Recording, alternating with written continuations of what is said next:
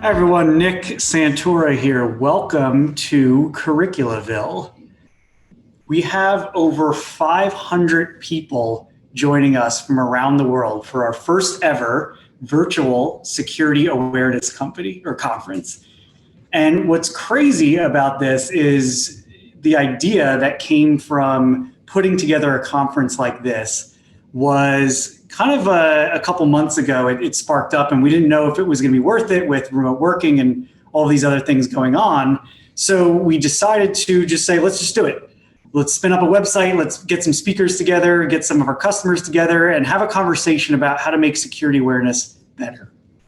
So with that, we'll kind of get us started here. So creating Curriculaville was an exciting time for us. I'm happy to have everyone here today.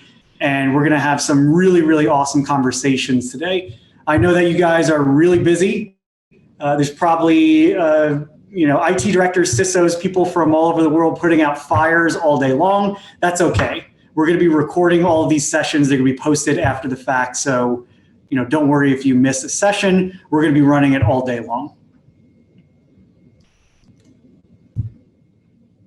So if you don't know anything about Curricula, if you're coming here for the first time to learn about us and the rest of the community, Curricula's mission is to fix boring security awareness programs. And today is dedicated to you guys to help educate you and learn from other people's stories on how they've accomplished this mission at their companies. So like I said, there was people from all over the world, about 500 of you attending today live. A little less than 5, I think it's 4 or 5, actually have the word security awareness or training in their title. So when I mean that you guys are probably going to be fighting fires all day long, that's probably true, and that's okay. But what's important is to recognize that although you do wear 17 hats trying to put out all these fires, security awareness is a big one, and it's one that we're going to really, really dive into deep today. So to kind of start us off, one thing that I wanted to talk about was how do we complete this mission of fixing boring security awareness? And how do we get you involved? How do we get everyone involved? Well, it starts by putting an end to death by PowerPoint. And we all have to agree that PowerPoint is a legacy technology when it's used to solely be used to educate people in security awareness. Now, it's not a lack of the tool's functionality, it's that we're misusing the tool to be our only tool when it comes to security awareness. So if I talk about kind of the secret recipe of what it takes to build a remarkable security awareness program, we have to care. That's the biggest secret that's out there, is that we have to care about what we're putting into the program to get the results that we're expecting. So we need to have a global shift in the way that we educate our employees on cybersecurity and how we help protect our businesses.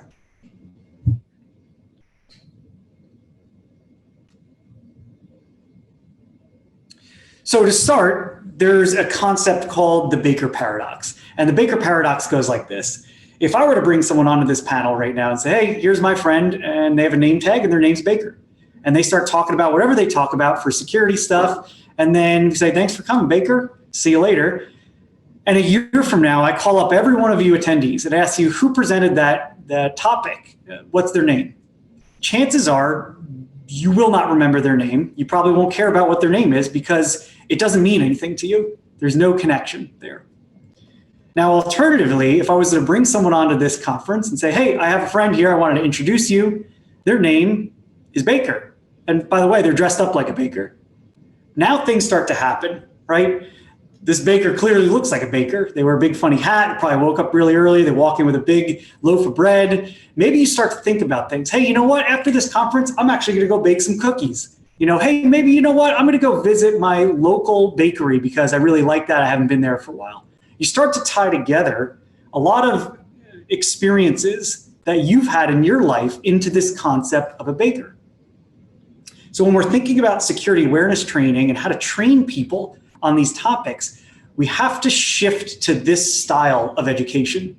We have to shift to contextual-based, story-based education, and not just putting letters on a slide deck, right? Because who loves going through a 75 slide PowerPoint versus telling a story and talking about a real experience.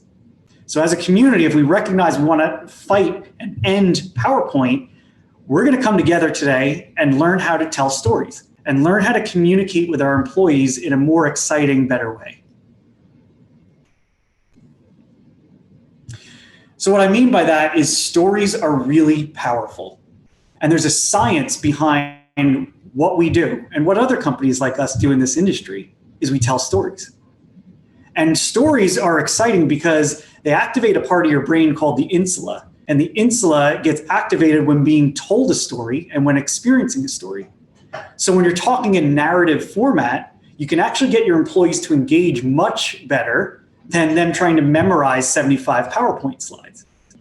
And that's what we do. We make stories. We have a whole world of Curriculaville, which has heroes and villains and stories that live inside of our platform to help educate others.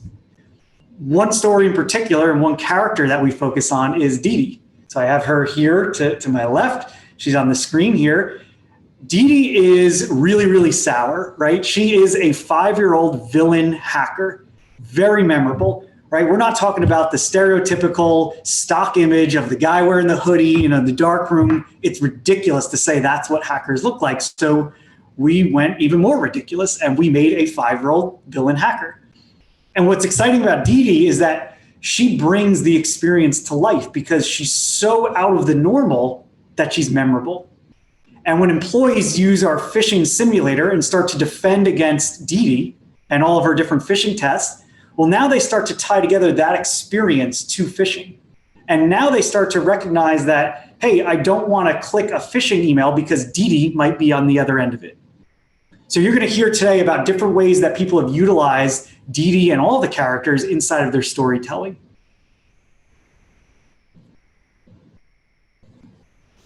So it's important to recognize as a community here, if we're working towards a better future, we have to realize that you cannot win in security awareness. I'll repeat that. You cannot win in security awareness. Now, that might be an odd statement for someone because along the way, we might feel like we win and lose in certain aspects of our day-to-day jobs as security professionals. And I'll tie that together with an example from, let's say, a sports game, a football game. So a football game is very clear of what its intentions are. It has 2 teams that show up with a designated amount of time, and whoever scores the most points based off the rules that were established wins the game. The game ends and we move on, and we go to the next game and the next game and the next game. Well, when we look at security awareness and the battle that we're fighting, we all have to realize that this battle never ends. And who we're fighting never stops. So if we want to win this game, we can't have a finite mentality. It's infinite. It's an infinite game we're playing. And what you might feel is that, some days you feel like you win because you passed the compliance audit. Great. Or some days you might feel like you lost because you got hacked. And that's okay. We're going to have those days. But in the long run, we have to realize that we have to keep fighting. We have to teach our employees how to keep fighting. And we have to change our mindsets from being finite of winning and losing to an endless game that we're going to play. So we're going to talk today about how to play that game together, how to continue winning, and how to inspire others to feel that same way.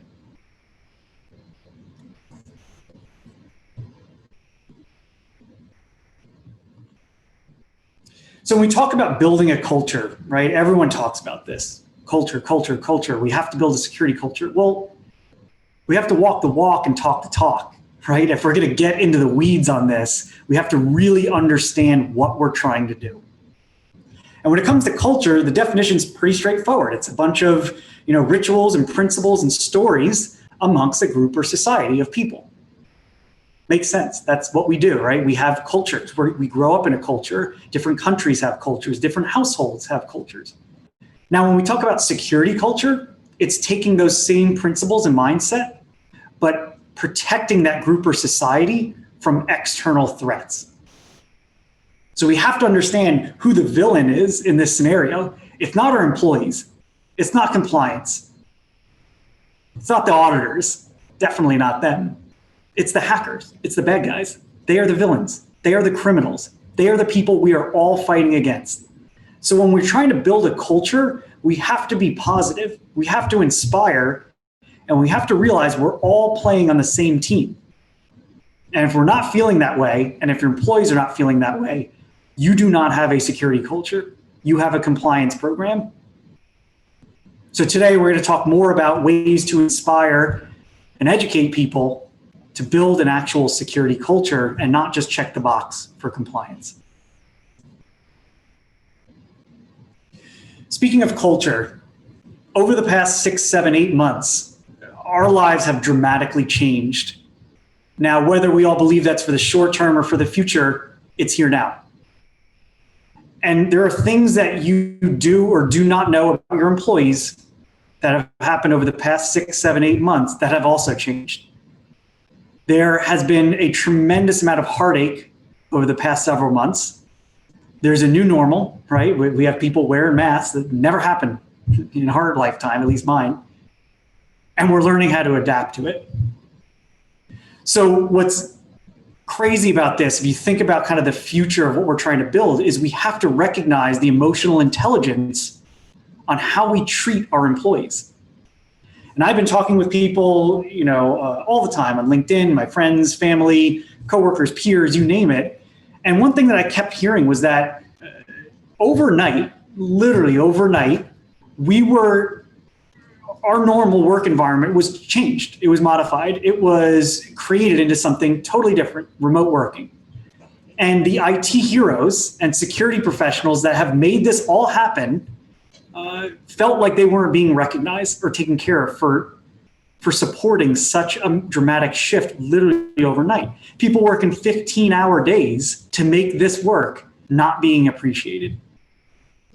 So then on the employee side, you have people who are also experiencing that. I've never worked from home before, and I have kids, and I have all these other problems to deal with that I never had to deal with before.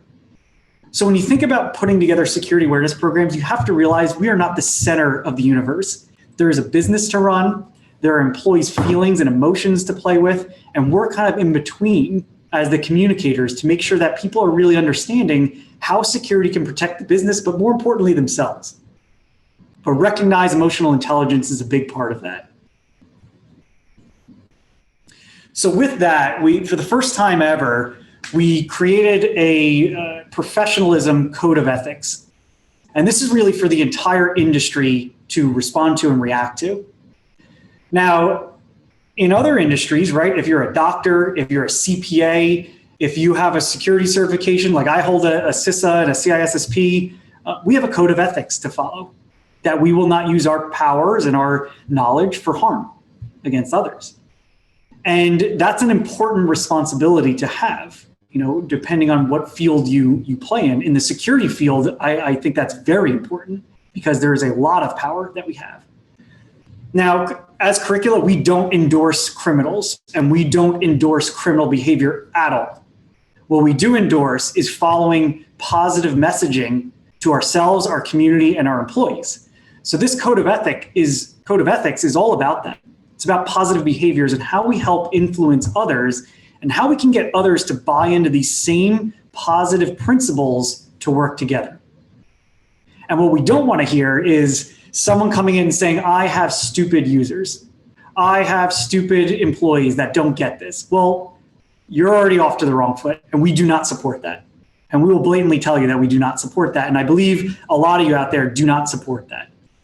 So this code of ethics is very important to us, to the industry. We built it for the first time. We think it's going to improve, and we're going to continue to use that moving forward.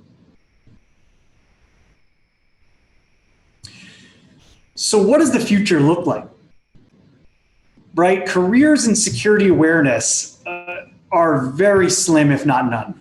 Like I mentioned, we have over 500 people attending this live right now from all over the world. I saw people chatting from France. We have people in London, United States, Canada, everywhere in the world. And out of those 500, we have a few people that have the title security awareness or security awareness or training in their title. And that's okay, right? There's a lot of people here looking to learn more. We have IT directors, CISOs, IT managers, InfoSec people all over the place. And what's exciting is that we're starting to open the doors up that if we want to care about security awareness as the future, we need to develop a career path to guide people that this is a career. This is a technical but not technical problem to solve, right? You don't come in here and just implement a bunch of technology and expect security awareness to happen. A security culture isn't built off technology. So when I see that there's only a few people attending a security awareness conference with the security awareness title, that's alarming, right? And we're going to change that. But it takes you guys to help change that together, because if we start now, we'll build progress towards the future. So what I see is that these very large organizations with very large budgets have like one or two of these people in place, a security awareness person, and that's just, it's not fair, right? We can't do the job of security awareness with someone wearing security awareness as a part-time hat.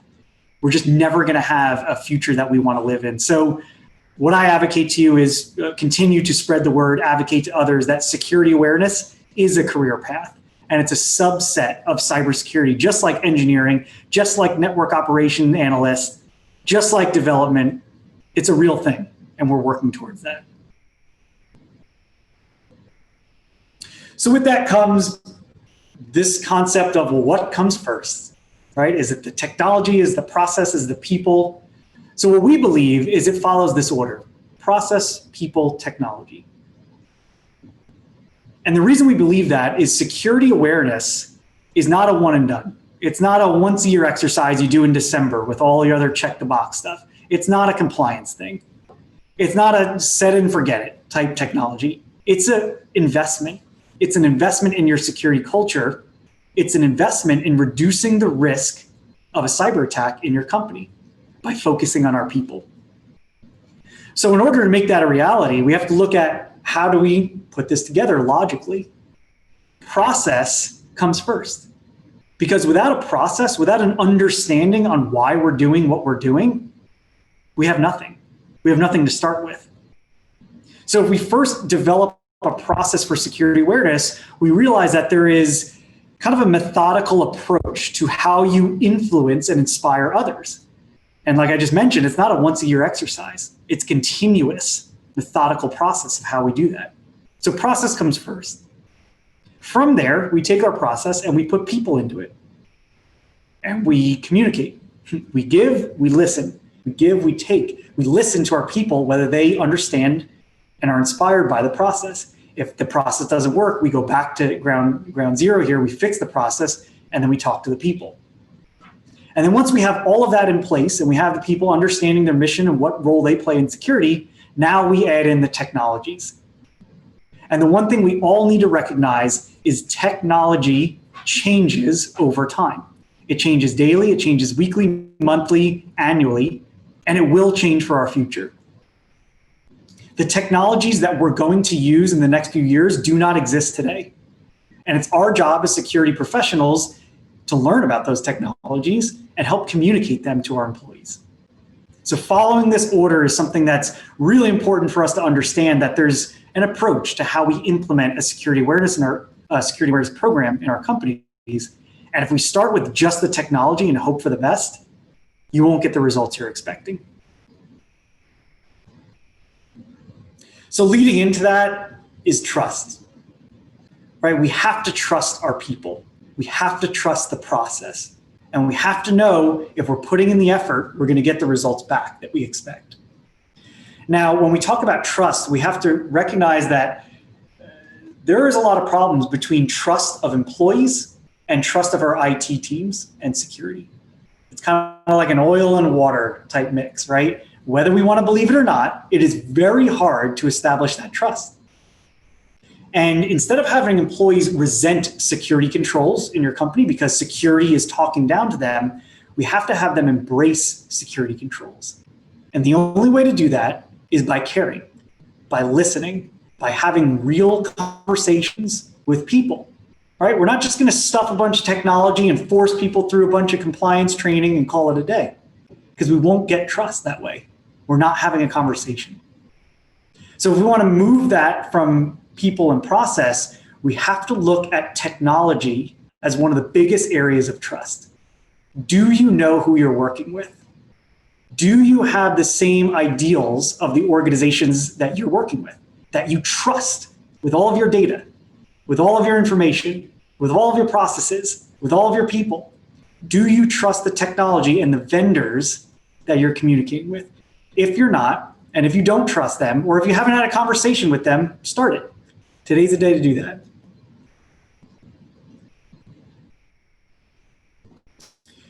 With trust and with this industry comes choice. So there are a lot of big names in this industry that have been around for quite a while. There are also dozens and dozens and dozens of options in this industry. Tons of choices, doing really fun stuff, really cool stuff, really exciting stuff. And if we're going to move out of this death by PowerPoint world, we have to understand that there's choice to do something better. Just because you're doing something today and you may or may not be happy with it, that's okay. You're doing something. But if we want to change the future and we want to get employees to actually care about this stuff, we have to move the needle. We can't be relying on technology from 20 years ago. We have to look at things that are being done that are exciting, innovating, and capturing the attention of your employees. Because at the end of the day, we're doing all of this for them. You might have compliance regulations, you might have all kinds of things that you need to do for policies, but at the end of the day, we're the ones making choices for them. So that's important to recognize and remember. Lastly, to kind of inspire our day is recognizing your role in a security awareness program. And as we discussed, probably a lot of you are wearing a million hats today and trying to put out fires. And I hope you're able to join in on some of these discussions as you hear more about security awareness. But one thing I want to advocate for is that your role is very important. Whether you know it or not, hopefully today you will. But your role and your job is to help motivate, influence, and inspire other employees. That's it. That's why you're there. It's your job. You're the connection between security awareness and employees. You're the one steering the ship. And because you have that power of control and that choice, if you are able to put in an extra little bit of effort, think about the employees on the other end. Think about what you're responsible for. You're choosing the future and the education path for every employee in your organization. You're choosing the future for what's going to prevent one of your employees, from getting hacked at home or at your business. That's because of you, because you have the power to make a choice of doing something better. You have the power of making choice for making a future for security awareness in your organization. And you have the power to choose how to educate and how much effort is going to go towards educating your employees from this day forward. So if you haven't realized that yet, it's important that you do, because a lot of people are relying on you. A lot of people, all of your employees. Think about every one of them in your organization is relying on you. Now, I know that's a lot of weight on your shoulders, but it's really important to realize that you're not in this fight alone. There are hundreds of people dialed in right now battling that same problem. And there are tens of thousands around the world doing this that just didn't get here today because they're probably doing something else. So we're going to work towards that together. We're going to have an awesome day today. We're going to learn a lot. So we're really happy to have you here. This is our first virtual conference. There's probably going to be some hiccups here and there throughout the day, but that's okay. We're going to record everything. They're all going to be available to you after these sessions to be able to recap on. So I asked a couple of things of you. One, the agenda can be found on curriculaville.com. You can go see which presentations you want to check out today. We're going to run this just like a TV channel. It's going to be back to back all day long. So I know it's really, really important that you're able to dial in, but if you have to take a break, that's okay. Two, join the conversation in our Zoom dashboard here. So you can ask questions. I'm already seeing people chat about where they're coming from, which is really cool. Dee is going to be our MC today. So she's going to be running the show behind the scenes. You can chat with Dee all day long, have a conversation with each other, give us some feedback, comments, insights. We'd love to hear it. Three, If you have any other questions, if you can't get on the Zoom chat here, shoot us an email at hello@getcurricula.com. We're going to be monitoring that all day. Super important that you share that. But lastly, what I ask of you, and I ask the only thing of you all day long, is that this conference is free. This conference has no vendors. This conference is for you. So this conference is dedicated to spreading the message of security awareness. So in order to do that, we're relying on you to take anything that you're hearing today and throughout the rest of today to share that knowledge and insight with others that weren't able to attend. And you can go on social media and tag #Curriculaville and say whatever you're hearing today. Share pictures, photos, videos, comments, quotes, you name it. Whatever it is, share it. #Curriculaville. That's how we can find you, and that's how we can help share your message. So please, I'm going to be asking you throughout the day to continue to do that. This is for you. This is to help get the word out about a positive security awareness message, and we need your help to do so.